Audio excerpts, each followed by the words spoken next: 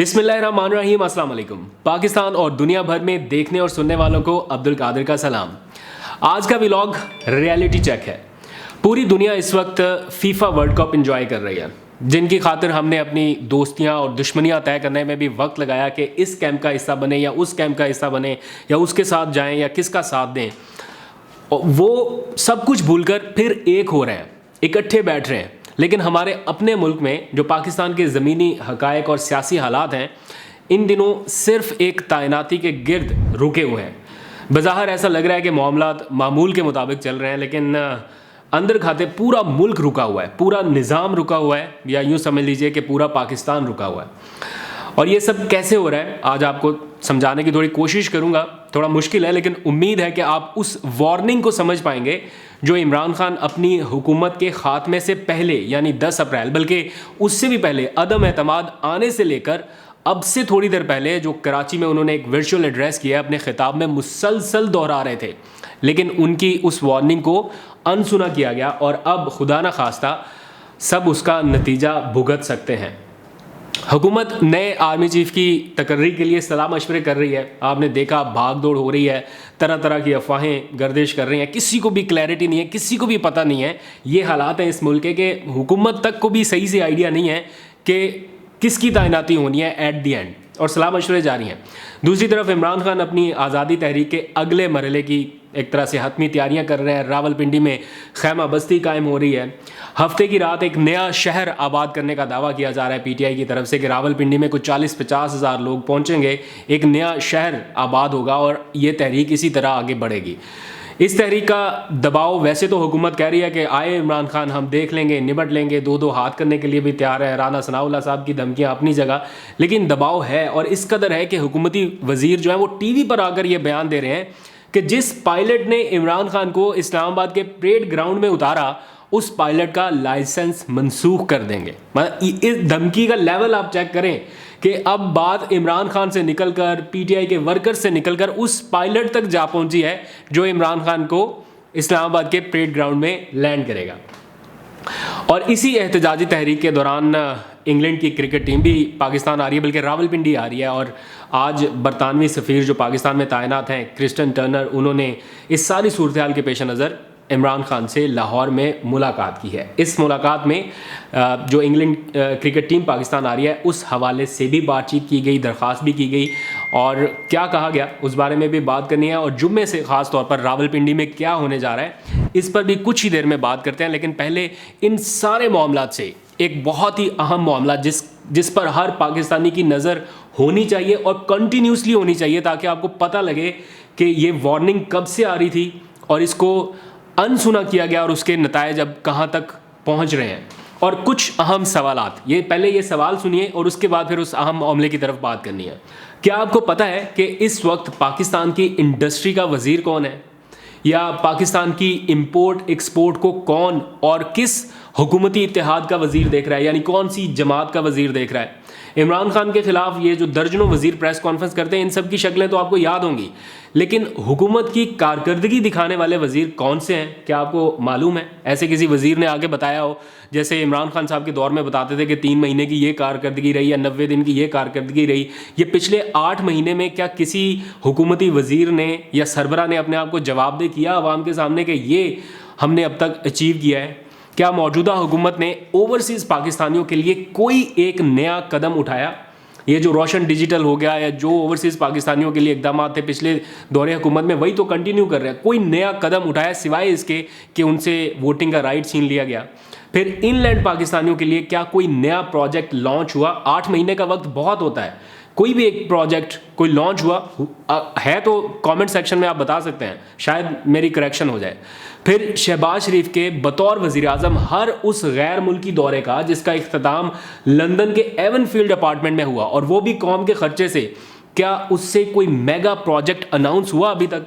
मतलब बाहर से किसी ने भी आवाज़ दे दी कि आगे दौरा करें हमारे मुल्क का, और एयरफोर्स 1 पर बैठे और पूरा लाओ लश्कर सीधा बैरून मुल्क? मतलब उससे पाकिस्तान को अब तक क्या मिला? क्या कोई इस बात का जवाब दे सकता है? CPEC मंसूबे पर कोई गैर मामूली पेशरफ्त हुई अभी तक? इमरान खान साहब के दौर में तो रुका हुआ था ना, बकौल आपके कि नाअहल हुकूमत थी, कुछ नहीं कर रही थी। इस दौरे हुकूमत में 8 महीनों में CPEC का क्या काम हुआ?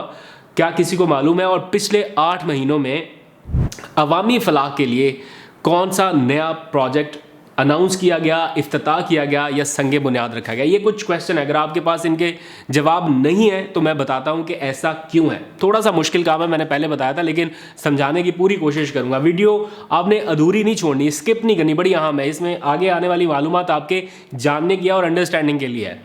मुल्क में होने वाली अहम तैनाती को एक साइड पर रखते हैं, अभी इसके ऊपर बाद में बात करेंगे, लेकिन असल खबर पर पहले बात करते हैं। जंग न्यूज़ में भी आज ये खबर शाया हुई, मतलब उनका हामी मीडिया है, लेकिन वहाँ वो भी नहीं रोक सके इस खबर को शाया करने में, और उन्होंने छापी है ये खबर कि पाकिस्तान के डिफ़ॉल्ट होने का ख़तरा गुज़िश्ता दिन यानी पीर को, कल अपनी इंतहाई हद 92.53% तक जा पहुँचा है, यानी तकरीबन 93%, 7% कम। 7% के चांस पर हमारी पूरे मुल्क की इकोनॉमी अभी चल रही है। और ये बात आपने इन दिनों बहुत सारी सुनी है मीडिया पर, लेकिन मैं इसकी थोड़ी सी और डिटेल में जाऊंगा कि ये होता क्या है और इससे होना क्या है। और इसमें सिर्फ एक ही सेशन, जो गुज़िश्ता सेशन रिकॉर्ड हुआ, एक सेशन के दौरान 12.53% इजाफा रिकॉर्ड हुआ इस डिफ़ॉल्ट रेशो के बढ़ने में। और पिछले एक माह से लेकर 1 माह और 18 दिन में इसी शरह में तकरीबन 39.71% इजाफा हुआ। लेकिन इसकी तरफ हम बात नहीं कर रहे। इमरान खान साहब मुसलसल ये इशू रेज कर रहे हैं, ये हमारी इकोनॉमी का इस वक्त सबसे बड़ा इशू है। कोई मुल्क डिफ़ॉल्ट के दहाने पे खड़ा है और हम उसकी तरफ बात नहीं कर रहे। आगे एक तरफ वज़ीर ख़जाना इसहाक डार साहब ने यकीन दहानियाँ कराई कि डॉलर 200 से नीचे आएगा और हुकूमत अपने तमाम तर वाजबात और कर्जाजात वक्त पर अदा करेगी। लेकिन दूसरी तरफ पाकिस्तान का डिफ़ॉल्ट रेट तकरीबन ख़तरनाक तरीन हद तक पहुँच चुका है। पाकिस्तान के कौमी ख़जाने में इस वक्त मुल्की हालिया तारीख के कम तरीन रिजर्व यानी तकरीबन 7 से 8 अरब डॉलर्स रह गए हैं, 7.9 अरब डॉलर है, जिसमें से 3 अरब डॉलर चीन का है और इतना ही सऊदी अरब और यूएई का भी है, जो इमरान खान साहब के दौरे हुकूमत में जब दोस्त ममालिक से बतौर कर्ज मदद मिली थी तो वो पाकिस्तान के पास आया था, वो इस वक्त रिजर्व का हिस्सा है। यानी कुल दौलत 7 अरब डॉलर्स, और इसी रवा माली साल में पाकिस्तान को जो कर्जा अदा करना था, किया नहीं है, जो अदा करना था वो 22 अरब डॉलर्स था। 22 अरब डॉलर्स का कर्ज हमने अदा करना था और हमारे मुल्क के पास पैसे कितने थे? 7 से 8 अरब डॉलर। और अभी भी पाकिस्तान को 5 दिसंबर तक स्कूक बॉन्ड्स के 1 अरब डॉलर्स अदा करने हैं, जबकि 31 जनवरी तक जो लिए गए कर्जे हैं उनके ऊपर प्रिंसिपल मार्कअप जो है वो 3.5 से 4 अरब डॉलर्स अदा करना है जनवरी तक। यानी टोटल मिला के कोई 5-5.5 अरब, और है कितना? 7.5 अरब डॉलर। लेकिन ज़मीनी हकायक और क्रेडिट डिफ़ॉल्ट की जो शरह इस वक्त मौजूद है, यानी 93% तक की, वो ये जाहिर करती है कि पाकिस्तान की बैन-अल-अक़वामी वाजबात अदा करने की जो सलाहियत है वो ना होने के बराबर रह गई है। एक लम्हे को इमेजिन कीजिए कि दुनिया की 7वीं बड़ी एटमी कुव्वत है और इस्लाम की पहली एटमी कुव्वत, और हमारे मुल्क के पास इतना पैसा नहीं है कि हम अपने कर्जे अदा कर सकें। और इससे जो बैन-अल-अक़वामी सरमायाकार हैं उनमें इंतहाई मनफी तासुर पाया जा रहा है, जिसके बायस मुस्तकबिल करीब में कोई बड़ी सरमायाकारी पाकिस्तान नहीं आने वाली। ये सब इमरान खान के दौर में क्यों हो रहा था? क्योंकि ये जो शरह इस वक्त 93% तक की है, यानी डिफ़ॉल्ट के करीब करीब, वो इमरान खान के दौरे हुकूमत में 5% तक की थी। और इंटरनेशनल इन्वेस्टर्स को ये पता था कि हम अगर यहाँ पर इन्वेस्ट करते हैं तो हमें हमारी रकम, हमारा सरमाया, सब कुछ वापस मिलेगा। और उस वक्त इन्वेस्टमेंट भी आ रही थी, यहाँ पर बैठ के आपको बताता था रोज़ाना की बेस पर कि कितनी इन्वेस्टमेंट कमिट हो रही है, कौन कौन से मुल्क इंटरेस्टेड हैं, कौन कौन सा कंसोर्शियम पाकिस्तान आ रहा है। लेकिन अब महीनों हो गए ऐसी कोई बात ना आपको सुनने को मिली ना देखने को मिली।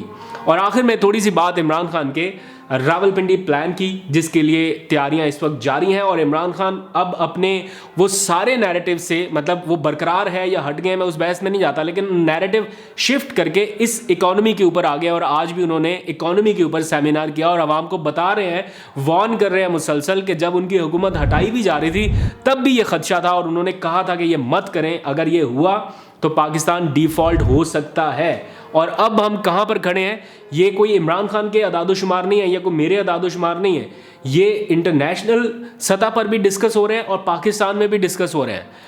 तो इमरान खान जो करने जा रहे हैं, जो पीटीआई का अपना एक जुम्मे के दिन का प्लान है, वो कह रहे हैं कि जनाब हम 40 से 50,000 अफराद इस्लामाबाद में इकट्ठा कर रहे हैं और इससे ज़्यादा भी इकट्ठा कर सकते हैं, ये उनका दावा है। और इसीलिए रावलपिंडी में एक खैमा बस्ती कायम की जा रही है, जिसमें टेंट्स वगैरह लगाए जा रहे हैं और भी इंतजाम किए जा रहे हैं। और आपको पता है रावलपिंडी में क्रिकेट टीम भी आ रही है, मतलब 26 नवंबर की जो डेट है ना वो बड़ी इंपॉर्टेंट है। उसमें तैनाती का एक बहुत अहम मरहला वो भी उसी के आसपास होना है, उससे पहले हुआ या उसके बाद हुआ। ये दोनों सूरतों में इमरान खान ने जो दरमियान की एक डेडलाइन रखी है ना, आई विश कि मैं थोड़ा सा ज़्यादा डिस्कस कर सकता और ज़्यादा एक्सप्लेन कर सकता, लेकिन फ़िलहाल यहीं तक रहने देते हैं। ये बड़ी सोच समझ कर ये डेट को चूज़ किया गया है।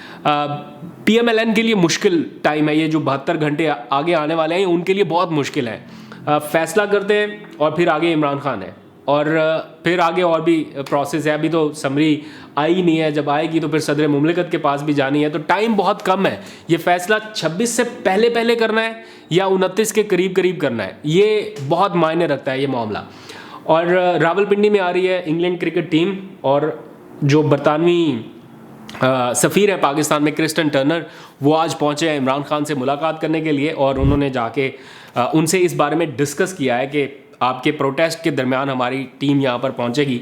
तो मैं कभी भी ये नहीं चाहूँगा, बेशक प्रोटेस्ट है, एहतजाज है, जो भी है, मैं कभी नहीं ये चाहूँगा कि इस प्रोटेस्ट की वजह से, इस एहतजाज की वजह से ये दौरा मुलतवी हो या मौखर हो, और ना ही ऐसा इमरान खान चाहते हैं, ना पार्टी का कोई और सरबराह। और उन्होंने ये एश्योरिटी दिलाई है उनको कि आप हमारी तरफ से इंग्लैंड क्रिकेट टीम को वेलकम करें पाकिस्तान में, और हमारा जो इवेंट है, बल्कि फवाद चौधरी साहब की थोड़ी देर पहले प्रेस कॉन्फ्रेंस सुन रहा था, उसमें भी उन्होंने कहा कि हमारा जो इवेंट है जस्ट लाइक अ फेस्टिवल, यानी लोग आते हैं फैमिलीज़ के साथ आएंगे, तो उससे किसी तरह से भी आपको परेशान होने की या घबराने की ज़रूरत नहीं है। हम इंग्लैंड क्रिकेट टीम को पूरी सिक्योरिटी फ्राहम करेंगे और उनको भरपूर तरीके से वेलकम भी करेंगे। और साथ ही उन्होंने कहा कि बल्कि हम दावत देते हैं कि वो भी आएँ और आके बोलें कि इम्पोर्टेड हुकूमत नामंजूर। एनीवेज ये तो एक मजाक की हद तक बात है, आई डोंट थिंक सो कि उन्हें ये करना चाहिए, लेकिन सिक्योरिटी उन्हें बिल्कुल फुल प्रूफ फ्राहम की जानी चाहिए। और इसी दौरान ख़बरें और भी बहुत सी गर्दिश कर रही हैं। मुझे नहीं पता कि इनमें कुछ हकायक हैं या ये खबरें फैलाई जा रही हैं इमरान खान को डराने के लिए या लोगों को डराने के लिए